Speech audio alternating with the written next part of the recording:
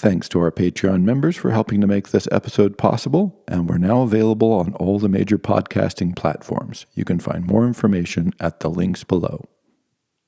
Good evening, ladies and gentlemen. Welcome to The Primates Are Not Doing Well. So as I mentioned last time, what I think is most important about the Industrial Revolution and the rapid growth in population that we talked about before is not any particular aspect of it, but the fact that what was happening to the primates is they are experiencing change, and change at a dramatic, absolutely spectacular rate. At a rate at which we, as primates, were not able to adjust, no chance whatsoever of adjusting to the changes. And the impact is now undeniable. So it's been about a century plus that we've been going through this. So if you look at the timeline here, it's like, okay, again, the historical dates, I hate to try and, pin it down to Wednesday at 4:00 in 1732. But if you look at the population shifts, when did the majority of people, it's only been fairly recently, again, depending on how you score, that most of our primate relatives, all of our friends on the planet here with us, have lived in cities. So not only has the population been booming, but about 50 years ago or so, it turned out that half of the population had finally migrated to urban environments, which is a major shifting change because until that point, and that's fairly recently, right? So this is again, we're not talking about 400 years ago. We're talking about within a single lifetime. Again, how you score that exactly when that happens. A lot of this is how you count the change of urbanification in China and India. So it's definitely a sliding number. I tried to pin this down more accurately, but give or take sometime in between 1950 and 1980, we passed that. And it has, how do you score what an urban environment is?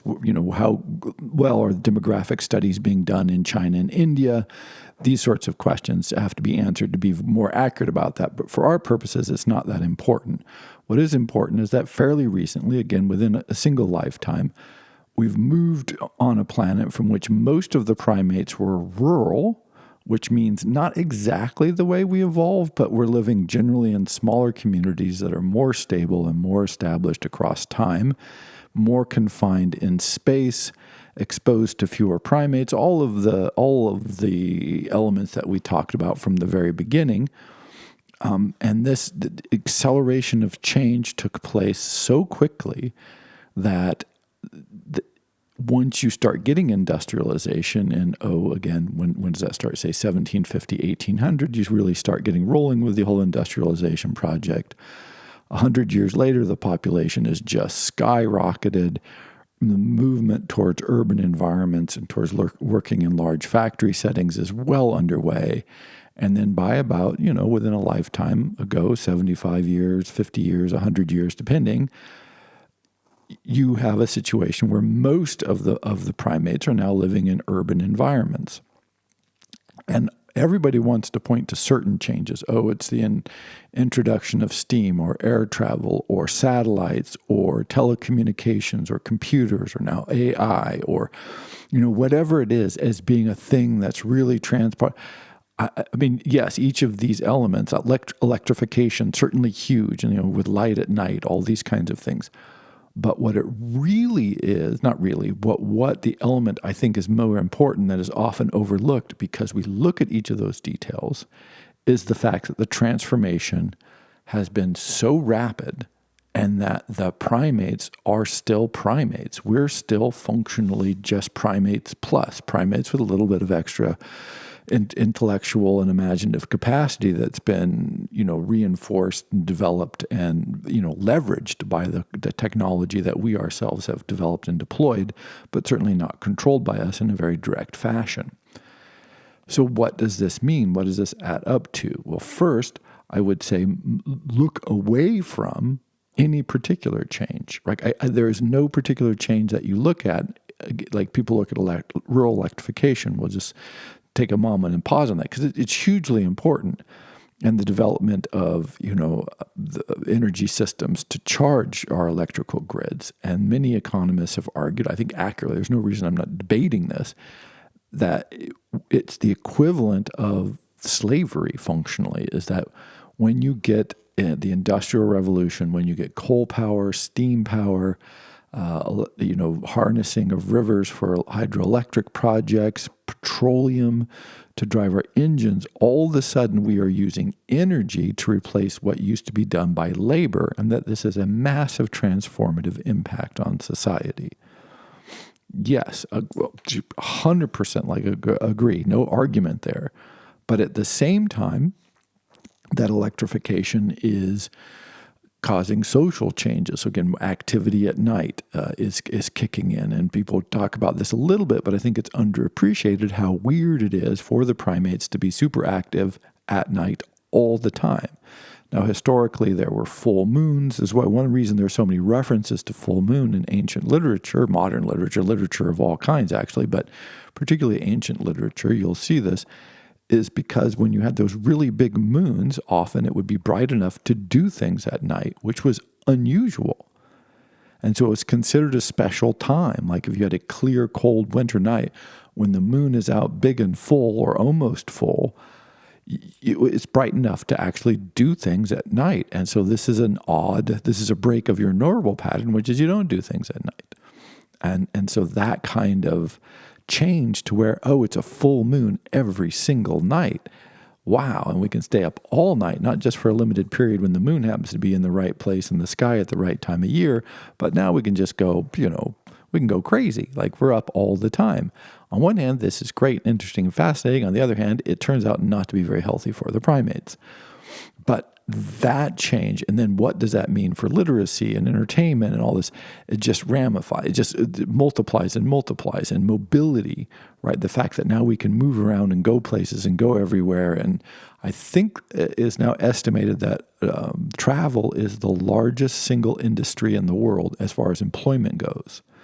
So more people work in the travel, vacation industry, right? Hotels, restaurants, airlines, just for entertainment purposes, basically people traveling for fun.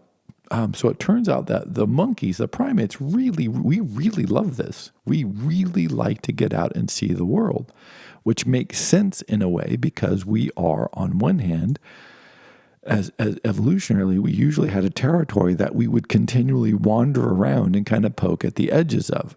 And it's clear that part of the human sort of branching away or developing out of or breaking off is some sort of greater proclivity towards wandering off. Like if the human species has demonstrated any capacity, it is the capacity to wander off. Like we have this sub-percentage of the population that's like, I wonder what's over in that other valley. And everybody else shrugs. But some of us are like, nah, I'm going to go over there. And like, could be dangerous. You could die. And they're like, yeah, I'm going to go over there anyway.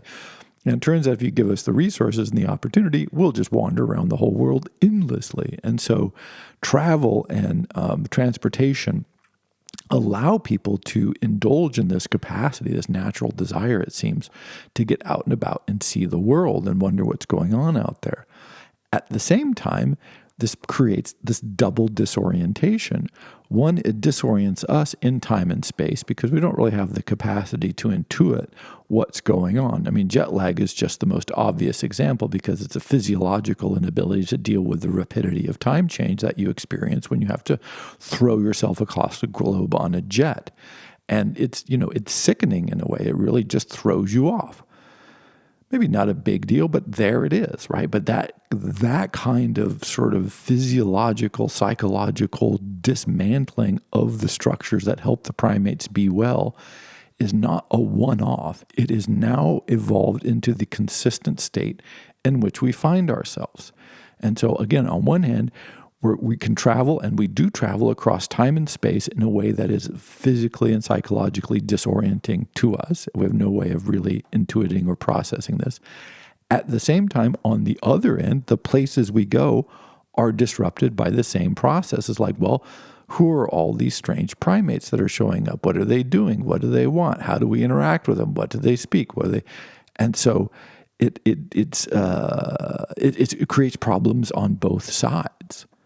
It's disruptive to both the primates. And again, it doesn't make tourism, it doesn't make traveling, it doesn't mean seeing the world bad or wrong. It just means it has these often little discussed side effects for us as primates. And it's, like I said, it's doubly disorienting. It doesn't work for anybody at some level. And yet we love it, so it also works for people at some level. So it's, again, it's a tension that's built in there. But that's just one, two, with electricity, and that's just tiny examples. But, with telecommunications and telepresence, this throws us off. Anybody who's ever been in a Zoom meeting realizes, like, whatever you say about it and however it's supposed to work on paper, like if you put 4 people in a Zoom meeting, it's just the some part of your monkey self just hates it. It hates it.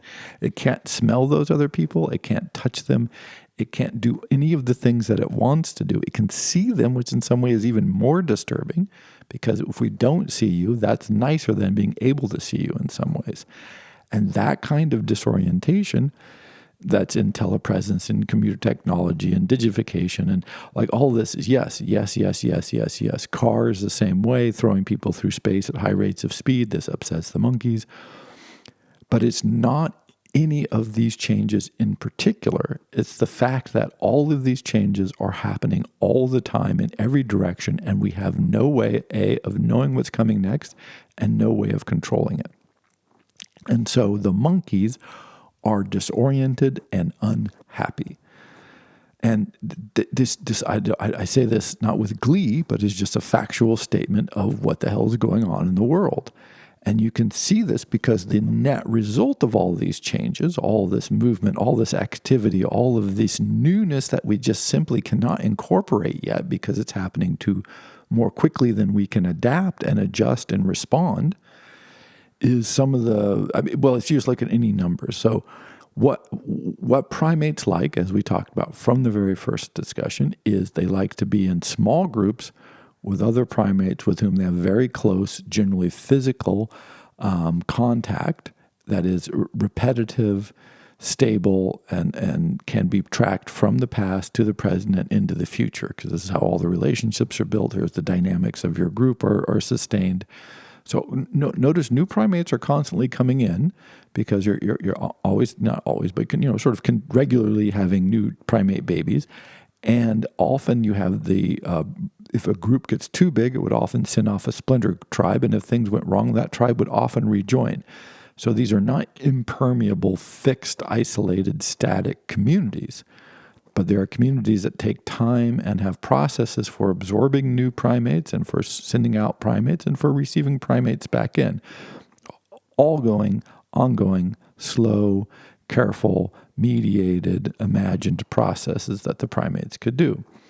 You go to today, fast forward, a million years, and in urban environments, these are statistics from the United States, which I see as sort of like a forerunner, because directionally, whatever you think of the United States, it's pretty clear that lots of countries are trying to go this direction, whether for good or ill. Just this seems to be the process that's going on in much of the world, not all of the world, but much of the world.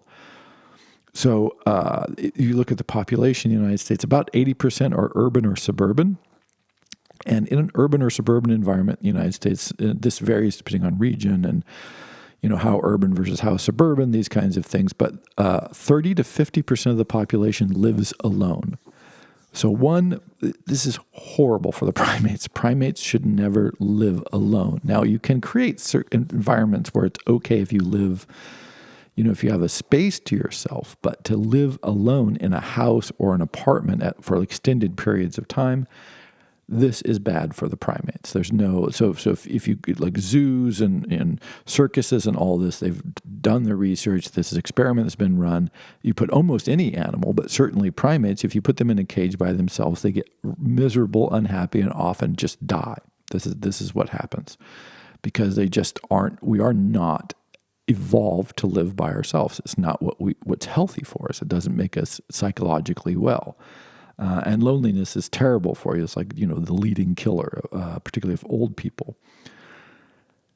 Second, those are people living alone in urban or densely populated suburban or urban environments where when they leave that solitary confinement environment, they're in an environment where there's too many monkeys, right? So you go from an environment where there's not enough monkeys that to one where there's too many monkeys that you don't know. This is also very upsetting to the primates, right? So it's perfectly wrong. I mean, and I mean that quite directly, like perfectly wrong. Because you could just have isolated primates, and that would be bad in a way. And you have primates that are living in too large groups that upset them, and that would be a problem. But we've managed to combine both of those, which is kind of an amazing achievement when you think about it, to isolate the primates and then put them in an environment where they're overwhelmed by an excess of exterior monkeys that they don't know. And so, wow, what do you think the outcome of that would be? Well, it's perfectly clear that this is, and I just use this as one example, is that the actual structure of living of vast majority of people who are living in suburban and urban environments is either you're living in a group that's too small, because even like two people living together, which is vastly better than one person, is really probably not enough for the primates. If you look at primate society, you probably want to be in a close association with 3 or 4 primates at least. So imagine you have the friend group or a brothers and sisters or, grandma and grandpa are in there somewhere. So if you have 4 or 5 people living in a pretty stable, fixed place, that would be massively helpful. But we don't do that anymore. Well, statistically, we don't do that very often. So even if it's not alone, the next level is, of course, with one other person, which is, again, much better, but still not even close to ideal for the primate. So most or just vast swaths of the population are living in environments that are perfectly destructive for a primate. Couldn't make their lives worse. I mean, it's the ideal design. And don't believe me. Like, I don't believe that this is not like me saying this as like, oh, I just think I would prefer to live in communal groups or whatever. Look at the numbers. The numbers are just terrifying, to me at least. So just pick anything. So any measure that you would say, okay, how would we figure out whether or not people are stressed, unhappy, filled with anxiety, and generally in an environment that freaks them out, just like you would with a cat or a dog. It's like when if you're traveling, you see a cat or a dog on a plane or something, they look so unhappy, and I always feel terrible for them because they can't process. All they know is everything is wrong. There's too much noise. There's too many people around. They're in a stupid little carry case. Why is the pressure changing? What are these weird smells and noises? I hate this. Like, that's all they know. Infants on planes too. Everybody, kids are crying the whole flight. Well, of course they're crying the whole flight. Look the hell you're doing to them. We should be crying. We're just too stupid, right? We're adults. We know how not to cry. But a part of us is like, yeah, this window doesn't roll down. I can't walk around. There's not enough fresh air. The noise is weird. There's a lot of primates in this tube. It's all these problems, but we kind of like, we deal with it. But if you're dealing with stuff all the time, then this creates anxiety and stress. And by any measure, our poor little animal selves are just dying. So, again, these are all numbers from the U.S. because they have generally good numbers, track things pretty well, actually. One is 70% of the adult population in the United States is on at least one prescription pharmaceutical. 70. So think about that. So you're approaching universal sickness. That's just basically, right? You're in a society where almost all adults are using prescription pharmaceuticals. And when you do the calculations, which I tried to work out, I couldn't find a very good way of doing this because, these are not the kinds of things people like to track, but the healthcare in the United States is not free, is not government subsidized.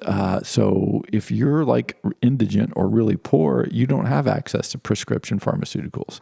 So if you take out the percentage of the population that probably just can't access healthcare, even if they wanted it or needed it, you really are pushing you're pushing like between just poverty, total dereliction, poverty, and those people we know are on prescription drugs. You're pushing 85, 90% of the population at this point is so miserably poor and unhealthy they can't access healthcare, or they are taking a prescription pharmaceutical. Universal sickness, right? You're just, what percentage has to be taking prescription drugs before you go, okay, hey, that seems like there might be a problem that's not actually in the primates, but maybe it's in the system the primates find themselves in, right? Where's the tipping point? You would think 70 or 80% would be enough, but apparently we're okay with that. 40% obesity rates. And then again, people tend to think of obesity as like, oh, that's a different problem. That's exercise and diet. And it's like, well, yeah, if it were like 10%, you could go, oh, yeah, some people, they're lazy and they eat wrong and they don't really do what they should do. 20%, okay, yeah, more people. Da, da, da. Well, when you're at 40% obesity and, whatever it is, 60, 70% overweight, you're just like, this is not a primate problem. I mean, it's a problem for the primates, but it's the primates are enmeshed in a system that's killing them. That's just terrible, terrible, terrible for them. And then you do any kind of survey, and I looked at a bunch of them, and in surveys, you always have to be dubious on surveys because, anything people are voluntarily responding, but they all agree basically. And if you ask people like, hey, how often do you suffer anxiety or stress or da da da, and it's like 70+% will say once a week or more. Debilitating stress like all the time, like this just continual reporting of stress and anxiety. Not that you need that because you have the verification from the pharmaceutical use and from the obesity. Right. And of the 70%, by the way, of people that use prescription pharmaceuticals, 20% of American adults are on some form of mental health prescription. So they're sufficiently mentally unwell that they're taking some sort of psychiatric drug. So it's like, I mean, again, when do you hit the percentages that you go, you know what? This might be a systemic problem. But again, it's not any particular thing in the environment. It's sort of everything plus all of the change. So you take the perfectly wrong living environment, which is suburban or urban alone, and then too many monkeys, right? So we have that dynamic that's at play. And as if that's bad enough, then you just move everybody around all the time, right? So right now, by the way, because of the dislocations in the housing market in the United States, people are moving less than they have for like 20 years.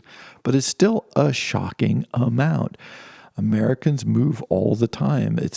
Depending on where you are in your career arc and what part of the country you are in, but it's somewhere between every 3 to 5 years, Americans are making a significant move, which means all the primates around you are changing, even if you live someplace where you're not changing too much and you kind of learn the primates in your environment.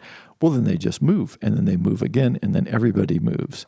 So it's just astoundingly unhealthy for the primates. And so all of the other changes that people talk about, all of the stuff that's overwritten there, on top of that, any particular change that people say, oh, well, coming of computers or the coming of the cell phone or, the changes of the automobile and going to auto culture. And I'm like, yes. These are all big changes. These are all having significant impacts. They're all not helping the monkeys in many different ways.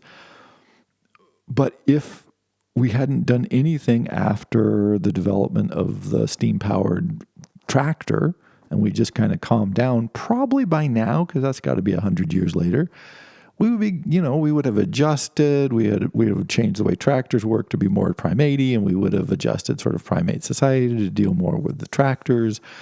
But that wasn't the last change. And then the railroads weren't the last change. And electricity wasn't the last change. And then cars weren't the last change. And then airplanes weren't the last change. And then telecommunications aren't. And so, wow, look where we find ourselves. By every single measure you can find, the monkeys are just stressed out of their minds, aren't doing well, and don't have any idea what to do about it. And we combine this with this weird mental tick. And you can see this. I love it when I watch speakers talk about new technology or change or whatever. We will say the same thing simultaneously, and we have to because we're, again, title of the series, Primates. The primates have a capacity to organize a coherent sense of the world that is based on the past, translated into the future, and then translated into the present, and then imagined into the future. We've been talking about this over and over again. Sorry to repeat that so much, but it's important to understand for everything that happens to us. But part of our capacity to do that is we make the world static. We imagine that our yesterdays, as I mentioned, will be like our tomorrows. And when you listen to people talk about technology or the changes or whatever, they always act as if what's going on now is going to be the same except for this one change. And then that one change will happen, and it will happen in an environment where everything else stays the same. Because this is the only way that they run these psychological tests on people, and it turns out that we can really, really only change one variable at a time. It's practically, you can train yourself and you can be in careful scenarios and all this. But basically, the human mind wants one variable to change at a time. And so just to think about one change, what we do is we freeze the rest of the world as a static image. There it is, frozen in time and space. And then we change whatever variable it is. Oh, this introduction of the smartphone will have this impact. Great. We can imagine that. We might not like it. It's not about a liking or disliking, a good change or a bad change, but we can imagine it and we're okay with that. And so thinkers, politicians, economists, they just do this endlessly.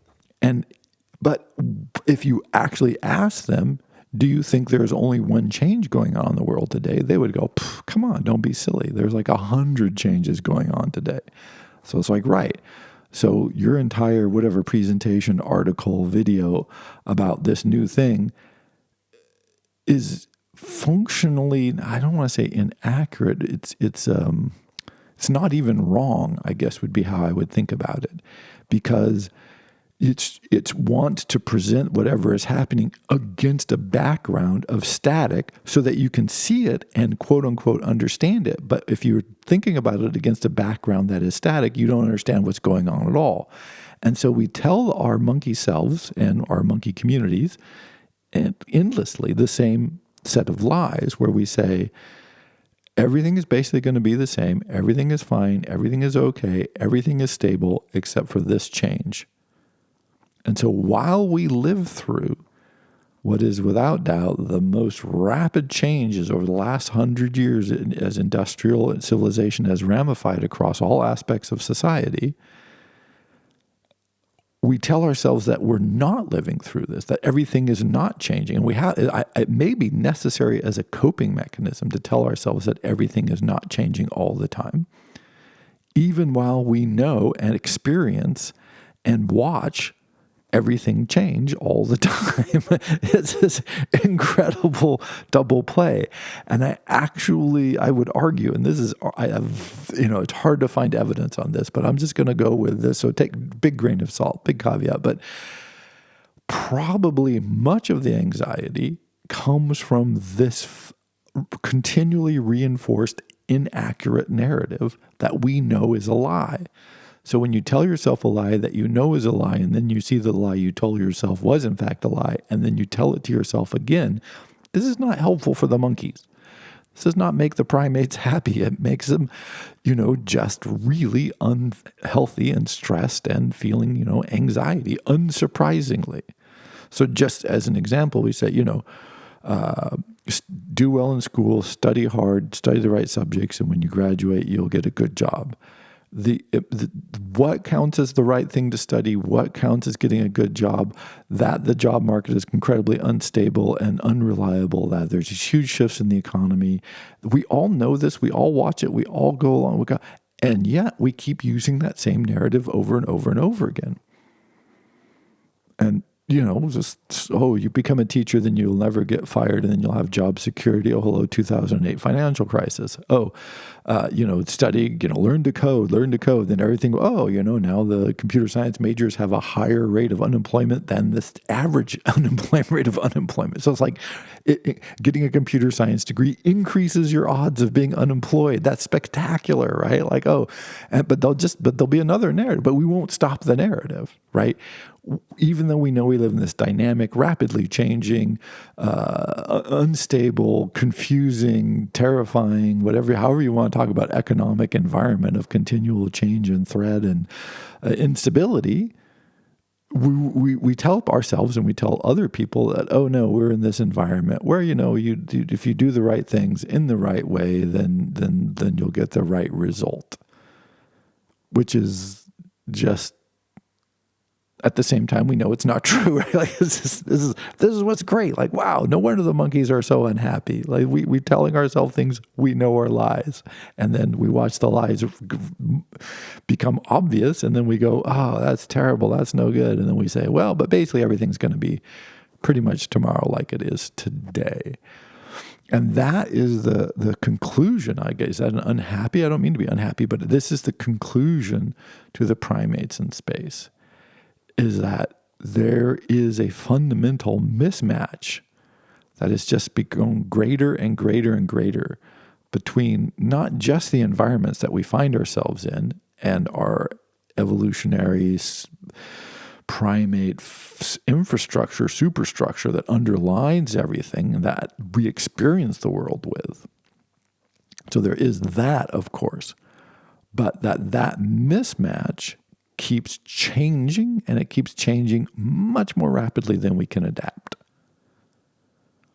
There is, I think, the crux, and it's, again, very little discussed, because the rate of change that we experience is itself the destabilizing element, not any particular change. But not that, again, many of these changes don't help, but they just can never be incorporated, worked on, modified, implemented in ways that are good for the monkeys, because there's just more changes coming. And so when you look at numbers, again, like, pharmaceutical drug use, and by the way, if you combine pharmaceutical drug use with illicit drug use, you do get to the point where you're looking at almost 100% pure drug maintenance society, right? I mean, just shockingly clear that, universal sickness, this is what we're achieving or on the cusp of achieving. And then, obesity rates, anxiety rates, increase in suicide rates, all of these elements, again, just by every measure, what you find is not joy and comfort and achievement and happy primates. What you find is, different surveys will give you different results to different kinds of questions. But if you ask about health and well-being, are you sleeping well? Do you have periods of anxiety? How do you feel about your community? How do you feel about loneliness? How do you feel about senses of isolation? Do you feel threatened by the outside world? You ask those questions, and the primates are like, oh my God, is the world terrifying or what? And yes, it is terrifying. But again, everybody wants to then pin it down to the thing that is terrifying. And then maybe we can mediate that thing. Again, it's not unitary. It is not a thing. There's not one problem. One. And two, even if it were one problem, which is absolutely not, it is almost certainly much more likely simply the dynamics of the world in which we've enmeshed ourselves, which, by the way, is also a primate product. And this is what's, to me, so fascinating, is these are the expressions, the multiplications, the leveraging of innate primate capacities to imagine, to build, to change, to recreate, to tell stories, to have memories, to imagine a different future, that have been so extracted, refined, and exploited that 150, whatever you want to put the date, 200 years later, what you find is this extraordinary mismatch between what makes us healthy and well and feel good and have a sense of efficacy and belonging and all of those things, and the environments in which we find ourselves immersed by and large. And then the predictable results of that, like I said, if you said, I'm going to take a primate, put it in a cage, shake the cage, and then I'm going to put it in a group of other primates that's never met before, and then I'm going to put it back in the cage and shake it, how would the primate be doing? You would say, wow, that chimp is going to be like having a bad day. I'm like, right. If we do that to ourselves, we're like, oh, I need to learn to cope. It's like, no, you don't need to learn to cope. This is not copable. This is not something you are capable of coping with, because your primate self is just never going to do that. It's never going to play that game. You might be able to get through it. That's different. You might be able to survive it. Okay. But yeah, you're not going to get groovy and cool with it, because no, this is not a primate thing. It's not. It's sort of outside of your range of actual capacity. And yet we do think of this as a personal problem. We do think of this as an individual. It's my problem, right? It's like, here's this entire social construct that's developed that is killing the primates, and then each individual primate is like, oh, well, I should exercise more. And it's like, maybe, but that's not the problem, right? Exercising more will not decrease the rate of change in your world, because you do not control the rate of change in your world in so many ways. And that kind of bizarre, again, interface narrative problem is just so harmful, so hurtful to our little primate selves, that is just amazing to me. So this is the concluding idea. If I can leave you with one idea, it is this sort of nexus of, can you have one nexus and then put a bunch of ideas in? That seems like an intellectual cheat. So maybe a few related ideas, that's probably more honest. But that it's the change as much as any particular change. That it's an environmental mismatch. Like, look what we're actually doing. Like, if just do the little experiment I always did. Whatever it is you're thinking about doing, or you're looking at people struggling or whatever, just imagine that a primate was going through the same thing. And what you'd probably do is go, well, you should never do that to a poor chimpanzee. And it's like, right, you shouldn't. And you also shouldn't do it to us, right? Like, that's the amazing thing. Like, people would say, well, that's animal cruelty. And you're like, yeah, but we do it to our kids at school all day long. And we'd say it's a good thing. You're like, right. Why is it animal cruelty for the primate, but not animal cruelty for the other primate who happens to be our kids? It always baffles me. But we're so good at it. This is the stories that we tell ourselves. And so that mismatch of environmental factors with the just unceasing rate of change, and then the third element, which is our continual desire to tell ourselves that things aren't changing or won't change anymore, or this is the end of the changes, or that these changes really aren't that big of a deal and it's not that much different than it was yesterday. Yeah, well, again, all those numbers. And don't take my word for it. Just try and find some numbers. In fact, I actually did ask this question, because I was looking like, okay, here's what numbers, like, obesity rates, suicide rates, pharmaceutical use, like all the obvious ones, rates of anxiety, rates of insomnia, sleep deprivation, road rage. Again, every one of those numbers is like, ooh, that's bad, that's bad, that's bad, that's bad. I thought, what would be a number that would say good health, that would indicate that things are going well? And I couldn't find one. I could not find a single metric. And I was willing, even life expectancy, which for a while had been increasing, but primarily through dealing with child illnesses and these sorts of things, there wasn't that much life extension on the end. A little bit. We've gotten a little better at life extension on the end, but it's mostly getting people to live longer when they're young, also eliminating lots of on-the-job accidents. So like old equipment, industrial equipment, and farm practices and unhealthy environments in cities used to kill lots and lots of people, even young people. Women in childbirth, whew, that was brutal. So once you get rid of that, it looks like we're living a lot longer, and we are, but it's not. The years are coming at the end, but we aren't extending life at the end. We're keeping more people alive so that they can reach the end of their lives.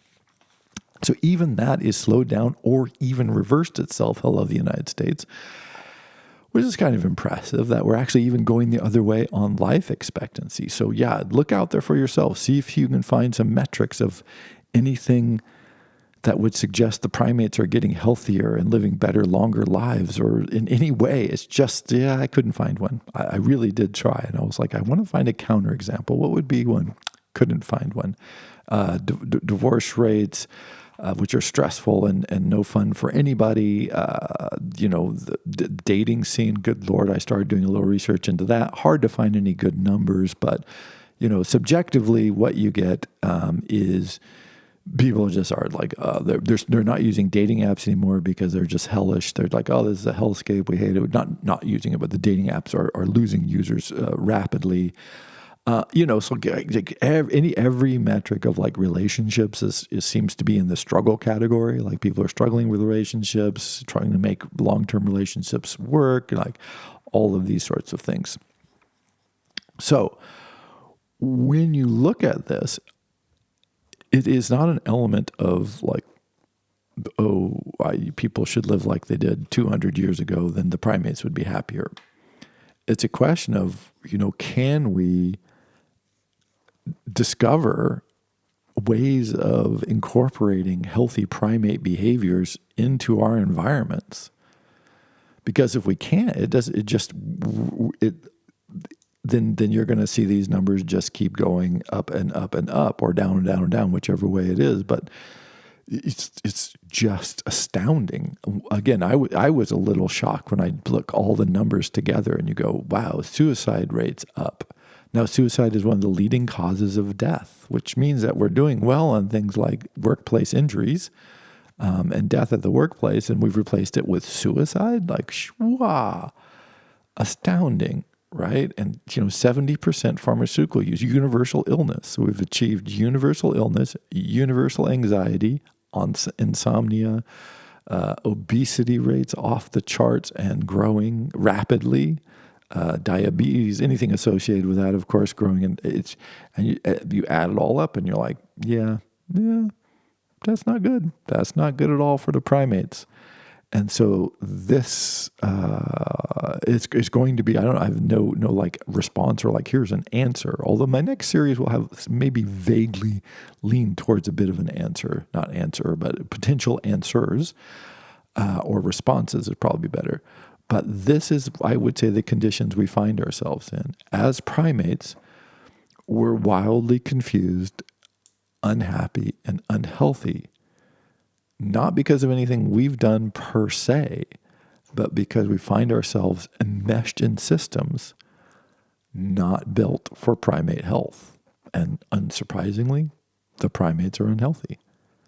And it's not only that this doesn't seem to be reverting or being addressed, it's that we're actually, if anything, accelerating the very elements that cause it to be unhealthy.